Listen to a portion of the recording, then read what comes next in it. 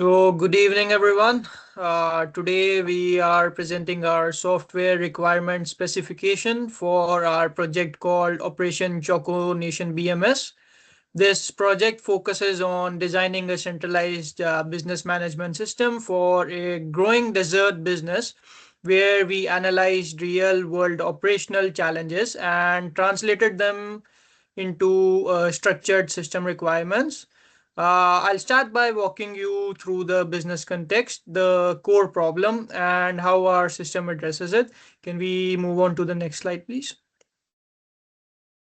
So, to understand our system, it's important to first look at the business itself.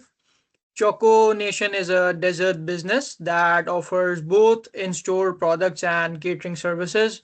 While the business is growing, its internal operations haven't kept up. Most processes like tracking payments, managing suppliers, and managing customer data are still done manually or across disconnected tools. So while the front end experience is strong, the back end operations are becoming inefficient and harder to manage. Next slide, please. So, based on that situation, our goal was to design a system that brings everything into one place. Instead of relying on spreadsheets or scattered records, we're proposing a centralized platform that manages orders, customer data, and internal operations. What makes this system important is that it's tailored specifically for this business, not just a generic solution. The goal is to simplify daily operations, reduce errors, and give the owner better visibility into the business. Can we please move on to the next slide? The main problem is the lack of a centralized and structured system. Important operations like staff payments, supplier invoices, and customer records are handled manually, which has already caused issues, especially during audits. This creates risk in accuracy, compliance, and in efficiency that the business wants to avoid. So, our solution focuses on organizing everything into one reliable, audit ready system that works across devices and supports future growth. Move on to the next slide, please. And All right. So now we're going to be covering the stakeholders and the user groups that will be involved in our Choco Nation. So the internal stakeholders is going to be Mike, the business owner, who manages all operations, payrolls, suppliers, customer sales, complaint records, etc., etc. Another internal stakeholder is the administrative staff, who enter the customer data, record sales transactions, and manage catering bookings. So these are the guys that handle most of the things behind the scenes, pretty much. And then the baker, who creates the products, tracked as employee in the payroll system, the main guy who keeps most or half of this entire boat afloat. Next slide. So now we got the external stakeholders. So we have the customers, self-explanatory. The customers, they come in, they buy the product, consume it, and hopefully come back again. And then you got the suppliers. These guys will provide the raw materials to help us create said product. This is our another crucial stakeholder to help us mainly in the long run. We got the CRA, which administers tax law systems and must produce auditory records for all financial transactions. And then we got the event planners, health inspectors, investors, indirect stakeholders influencing compliance and business growth. So, next slide. So, the project scope in and out. So, we got the in scope, which is the user authentication and account management. We got the sales transaction recordings and reporting customer information and catering invoice management, staff payroll trackings, all of these stuff that just helps us inside within the company. And then the outscope elements are the automated supplier ordering, online payment processing, customer self-service portals, inventory management system, AI predictive analysis, and dedicated mobile apps. And all these stuff are mainly things like security, inventory management. All these things will once again help us in the long run. Next slide. So we got the project scope. Once again, we got the rational scope is limited to core business operations. Mike needs most urgently financial tracking, payroll, and customer management to ensure delivery within academic timelines and team capacity. Then we got the project objective, which is to build a centralized audit-ready BMS for the nation, that manages sales, customer payrolls, and supplier securely from any device. Next slide. Okay, here is the summary of the functional requirements of our system. These requirements describe what the system should do. For example, the system allows managing suppliers, adding, updating, and removing them. It also records supplier invoices and tracks payments. We can register and manage customers and creating invoices, catering invoices. Additionally, the system supports employee management and payroll processing, including recording hours worked and generating pay stubs and tax documents. Overall, these features ensure that all core business operations are covered. So next slide is what I said at end of date. This operations. So now we're gonna talk about the non-functional requirements. Non-functional requirements which define how the system performs rather than what it does. Security is important, so authentication is required to assess financial data. Performance is also critical. Transactions should be processed within 2 seconds. Ensure data integrity by preventing duplicate records. The system is designed to be user-friendly and accessible on laptops and mobile devices. Finally, availability is the key, so the system should be accessible 24/7 business operations. And the system also should include automatic data backup to prevent data loss. It is scalable, meaning it can support business growth, more users, and higher transaction volumes. We also ensure reliability, so data remains accurate and consistent. Lastly, privacy is maintained by protecting customers and user data according to regulations. Constraints and assumptions. Now let's talk about the constraints and assumptions that shape our system design, starting with the constructions. First, all the supplier information and invoices must be entered manually by the business owner or the administrative staff. So the system relies on accurate human input. Second, the system must comply with the simple data security and the privacy requirement, since it handles the sensitive financial information from a supplier. Third, the scope is limited to the internal business management. There are no direct customer facing features. Fourth, the system must be accessible on both iPhone and the laptops, which influenced our platform and design decisions. And finally, Finally, secure the storage is essential.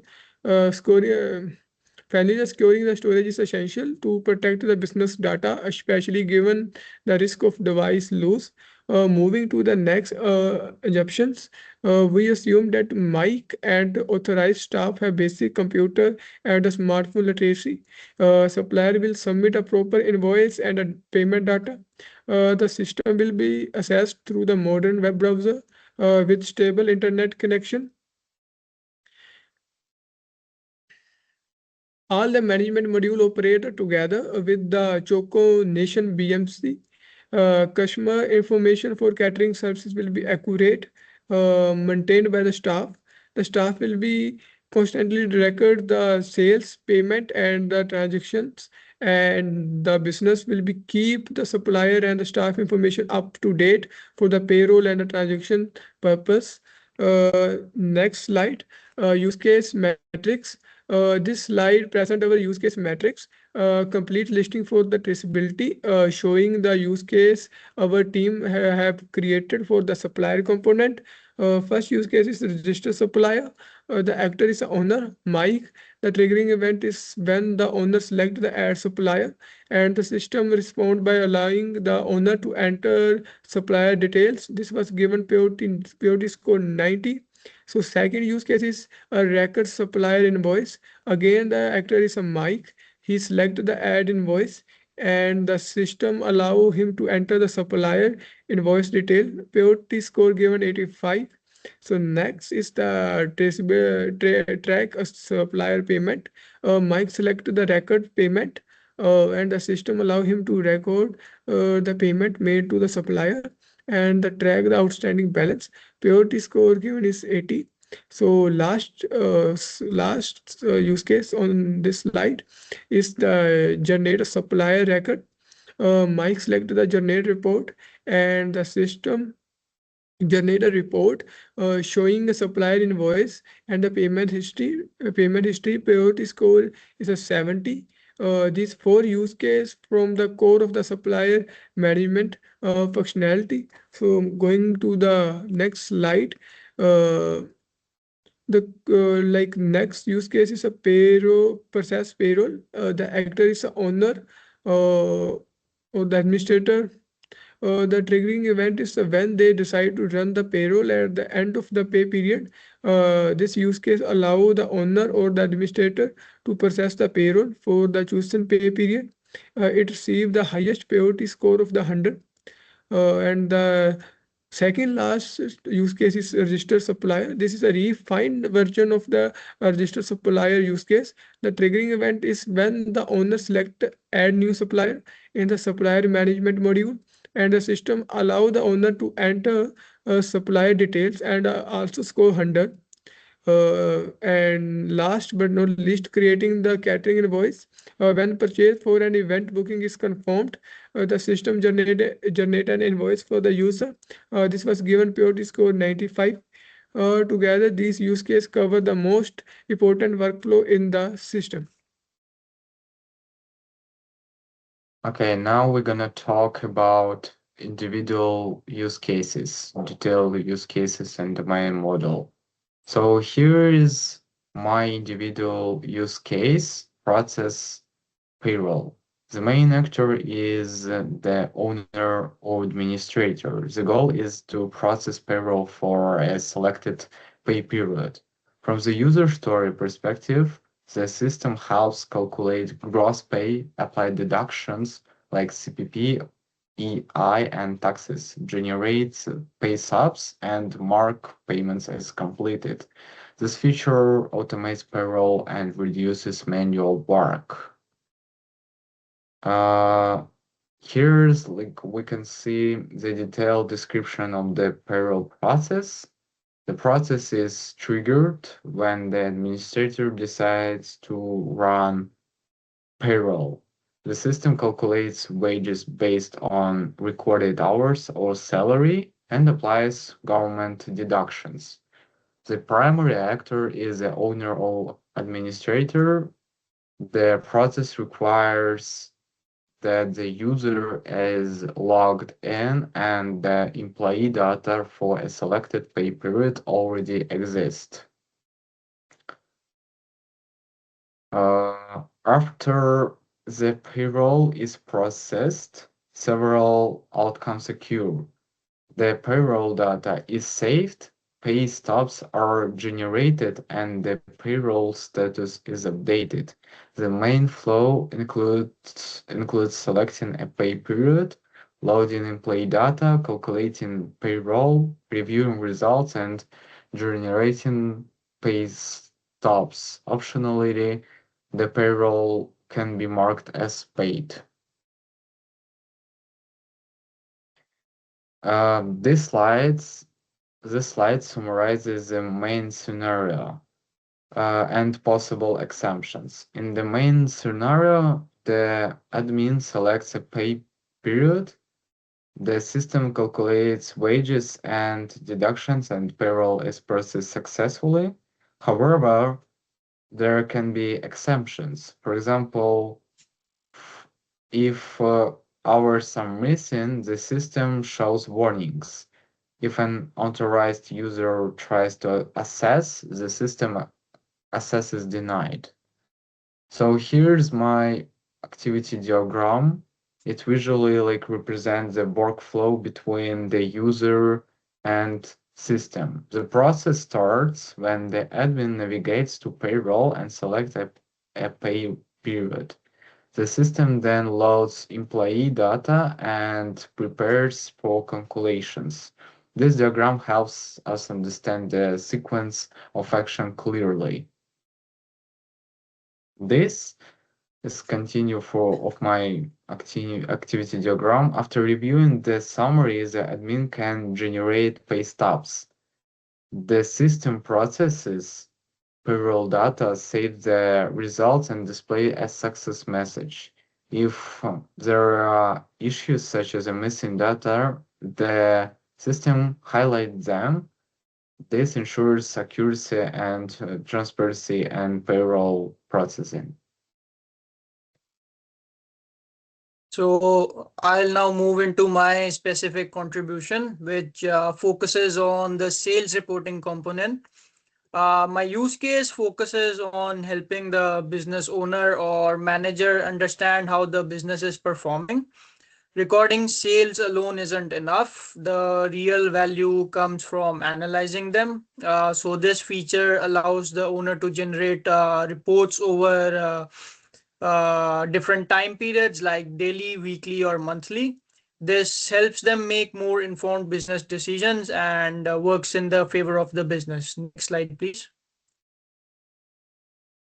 So the use case description in this scenario, the process begins when owner wants to review performance for a specific period. The system allows them to select a date range and type of report. It then retrieves the relevant sales data, processes it, and presents key insights like total revenue, number of transactions, and product performance. So instead of manually analyzing data, everything is generated automatically by the system. Next slide, please. So for this to work, a few conditions need to be met. The user must be logged in with proper permissions. The sales data must already exist in the system. Once the report is generated, the user can review it and optionally export or save it. So the system ensures both access and usability of the data. Can we move on to the next slide? The process itself is simple and structured. The system first displays report options, then validates the input. After that, it retrieves the relevant data, performs calculations, and generates the final report. If there are any issues, the valid input, the system handles them before generating results. This would ensure accuracy and reliability in the output of the generated sales report. Next slide, please. So this diagram visually represents the workflow. It shows how the user interacts with the system from selecting criteria to generating the report. The important part is that the system handles all the processing in the background while keeping the user experience simple.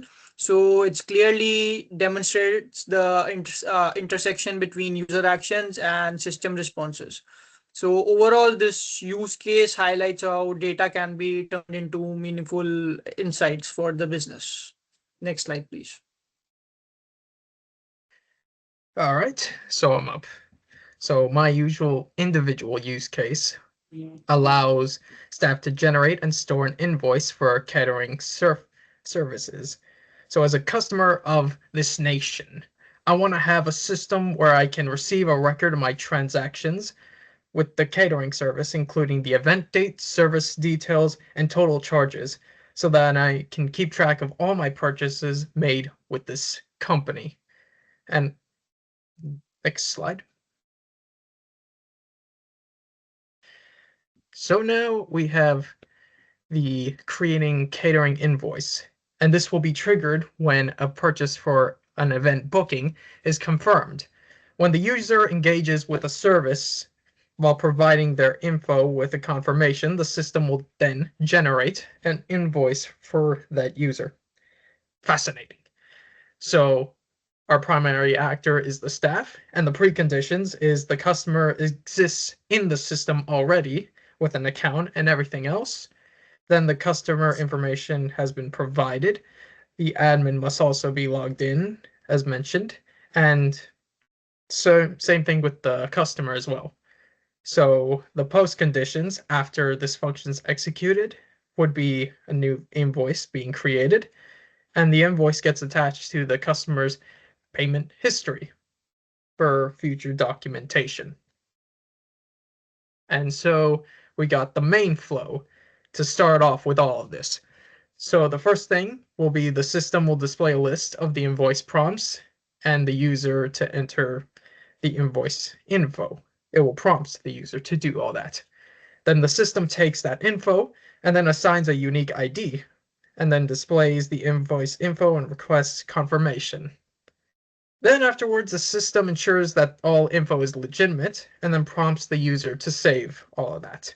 The system will proceed to persist all changes made to that sequence. And the exceptions would be if the user cancels the process at any time or the customer doesn't exist in the system, errors in calculating totals, and or problems in the database. Next slide. So this beautiful monstrosity I have right here is my use case. How much detail I can get into this, I'll basically try to sum it up as best I can. So the user initiates to create a customer record, and it will verify whether the person accessing this has the right credentials. If they do, then the admin will select the customer for the invoice. Then the system will search for the unique ID. If it exists and is valid, then the admin will enter the service details and order charges. And once that's all taken into account, it'll create a new transaction ID, calculate this total sale amount, and displays the everything else before prompting the user to confirm everything's in order. Once it does that, then it will create the entire invoice and send it to the user. It will then save it all into the system, and it will also send a copy to the customer as well. Hi, my name is Jashanpreet Singh, and this is my individual use case, supplier component by Jashanpreet Singh. So first is a user story. This section cover my individual contribution in the supplier component. So as the owner of the Choco Nation, I want to register a new supplier in the system by entering their name, contacts detail, and the product they supply, so that I can track all the vendors' relationships in one centralized place and ensure the accurate supplier record are available for invoicing and payments. This use case directly addresses one of the core business needs, having a single reliable source of the truth for all the supplier information. So moving to the next slide, in this slide, Here is the full breakdown of my first use case, register supplier.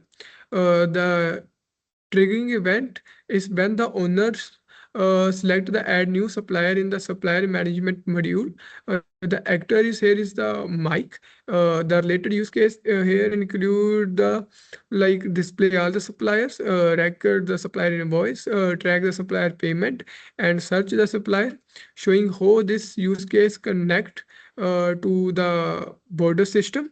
So precondition here is like that owner is logged into the system and the supplier module is accessible. So post condition is like post condition is that the new supplier record is created with the auto generated ID and it become available for the invoice and the payments. Working through the main flow, the owner navigate to the supplier management first and then select the view supplier. Then select the view supplier which launch the registers which launch the register supplier form.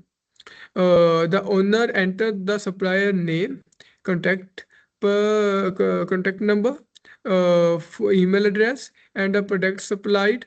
The system perform the real-time validation of the each field. When the owner click the save supplier, the system check the required field and check for the duplicate name. If the everything is valid, the system generate a new if everything is the valid, the system generate the unique supplier ID and save the record and display the success message. For exception, like if the required field are missing, they are the highlighted in the red and save is blocked.